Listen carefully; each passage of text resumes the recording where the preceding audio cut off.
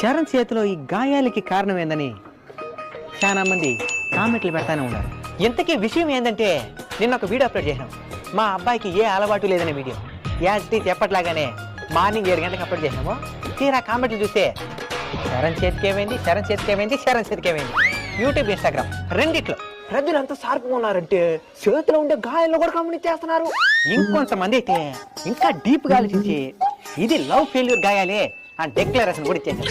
సరే నిజమైతే తెలుసుకుందాం. ఏం బా లవ్ ఫెయిల్యూరా? ఎవరైనా నన్ను లవ్ చేస్తేనే కదా ఫెయిల్యూర్ అయ్యేదానికి.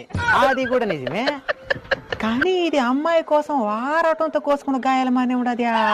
అప్పుడు ఇదేందే ఇది అర్థం మన మీద గుర్తేసి మరి ఉండదా? సరే నిజం చెప్పేద్దాం. చెప్పు కానీ. మా చేతుల మీద ఉండే ఈ గాయాలకి కారణం ఏదంటే మా గ్రామంలో జరిగిన అంకమ్మ తల్లి కొలుపు. ఆ ఉత్సవంలో భాగంగా జాట్లు వేసుకోవడం అనే కార్యక్రమం జరుగుతుంది. మీకు అర్థమయ్యే విధంగా చెప్పండి.